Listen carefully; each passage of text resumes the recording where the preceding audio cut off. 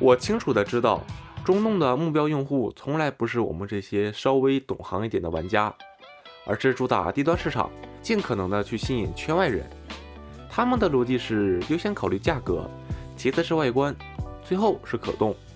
这条路子目前在铁人线上来看还是挺不错的，但是放到蜘蛛侠这种人物上来看，就显得非常违和。当时看到官方发了这个宣传视频，就感觉这个造型挺帅的，于是转身走向海鲜市场，去蹲万代 SHF 的高级战衣。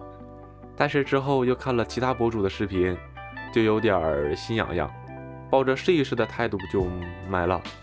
包装方面就没什么可讲的，还是这种非常厚实的月饼盒式的包装。内容物除了一个主体以外，还有3对替换手型，4对替换眼镜，2个蛛丝，以及一个地台支架。先来看主体，我这只上来就中奖，右眼这里也不知道是被什么东西划了一下，蹭要蹭不掉，你真倒霉。身形比例方面，第一眼看过去还是很舒服的，但仔细看就感觉不太行。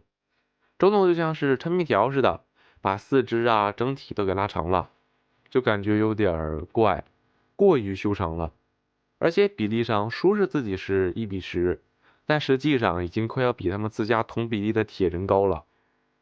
涂装方面做的倒是挺好的，很漂亮，感觉这次开模很锐啊。蜘蛛 logo 刻画的非常精致，像一些肌肉线条也都有刻画。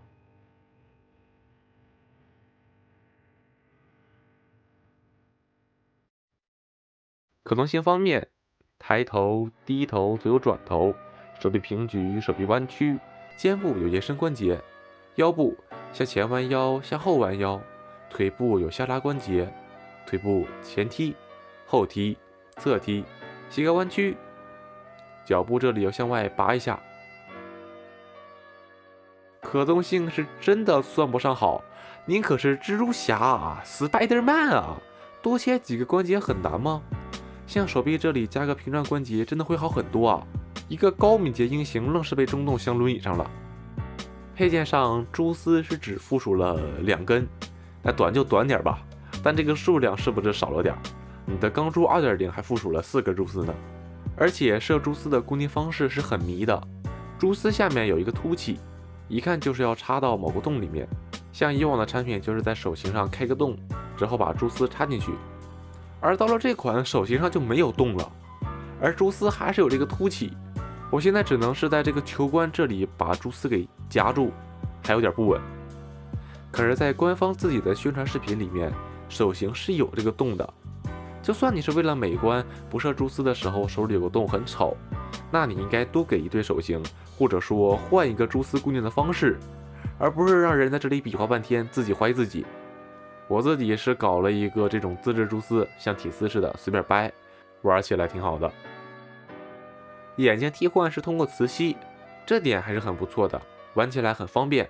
但如果你要站尸的话，还是建议拿蓝丁胶固定上，毕竟固定方式是磁吸而不是卡扣，如果没站稳，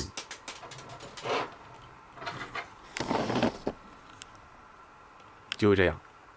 综上所述，本款做的真算不上多好，但对中洞来说无伤大雅。我相信这款在商场的掌柜里会卖得很好。正如我开头所说，中洞的目标用户从来不是我们这些稍微懂行一点的玩家，因为我们会下意识的就会拿 SHF、3-0甚至 LTA 去比较，哪怕我们清楚的知道他们不是一个等级，但我们仍会犀利的去指出缺点。